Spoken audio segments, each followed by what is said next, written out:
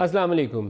Kartarpur border crossing कुछ ही अरसा पहले सिद्धू पाकिस्तान आए हुए थे और पाकिस्तान के आर्मी चीफ के साथ बगलगीर हुए और अगले दिन एक प्रेस कॉन्फ्रेंस के अंदर इतने खुश थे और खुशी के मारे उन्होंने कहा कि आर्मी चीफ ने उनसे वादा किया है कि करतारपुर बॉर्डर क्रॉसिंग जो है वो खोल रहे हैं। लांगा, उन्होंने पंजाबी का लफ्ज़ इस्तेमाल किया कि करतारपुर वाला लांगा पाकिस्तान ने खोलने का वादा कर लिया।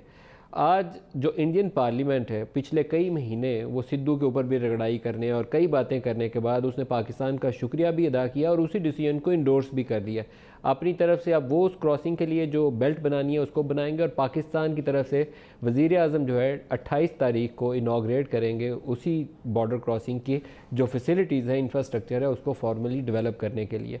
हम कुछ ही अर्सा पहले इलेक्शन के ज़माने में जब जुलाई के इंतखाबात हो रहे थे तो नारोवाल गए और नारोवाल में उस जगह को विज़िट किया। रावी के किनारे के ऊपर ये वो जगह है जहाँ पर एक उनका सिख मज़हब के अंदर उनका यकीन है कि जो आखिरी दिन थे, 18-19 साल उनकी आखिरी उम्र का हिस्सा थे, वो बाबा गुरु नानक ने उस मुकाम के ऊपर गुजारे थे। वहाँ उनकी तदफीन नहीं हुई ना, वहाँ पर वो जो मड़ी है वो एक बिल्कुल सिम्बॉलिक सी है। वहाँ पे जो साहब जिनकी ड्यूटी थी वो उस ज़माने के अंदर वो एक और साहब थे, अब तो उनके मुझे पता चला है कि वहाँ एक गोबिंद सिंह साहब दूसरे आ गए। उस वक्त ज़माने में मदन सिंह लाल उनका नाम था, वो थे वहाँ पर। तो उन्होंने हमें बताया कि मुसलमान भी चाहते थे कि वो अपने तरीक़ेकार से इनकी तदफीन करें और सिख चाहते थे कि अपने तरीक़ाकार के मुताबिक इनकी आखिरी रसूमात करें। तो इस लड़ाई के दौरान में वो चादर वादर हटाई गई तो बाबा गुरु नानक की, ये एक मिथ है वहाँ पर कि बाबा गुरु नानक की वहाँ पर लाश थी ही नहीं, तो वहाँ फूल वूल थे, तो बस दोनों ने अपने तरीक़ाकार के मुताबिक अपनी अपनी रसूमात अदा कर ली। ये सिख मज़हब के अंदर उसको बड़ी होली प्लेस और उनके लिए बड़ी मुतबरक है। जैसे ननकाना साहब के अंदर उनके दिल भी जुड़ा हुआ है और मज़हब भी जुड़ा हुआ है, इसी तरीके से उस प्लेस के ऊपर भी ऐसे ही जुड़ा हुआ है।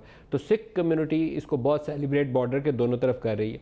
नारोवाल के अंदर सिख कम्यूनिटी नहीं है, वहाँ पर क्रिश्चियन कम्यूनिटी है, लेकिन सिख ना होने के बराबर है, हिंदू भी ना होने के बराबर है। लेकिन रावी के दूसरी तरफ से उनको जब रास्ता मिलेगा तो उनकी खुशियों का कोई ठिकाना नहीं होगा। तो एक बड़ी अच्छी पॉजिटिव डेवलपमेंट है।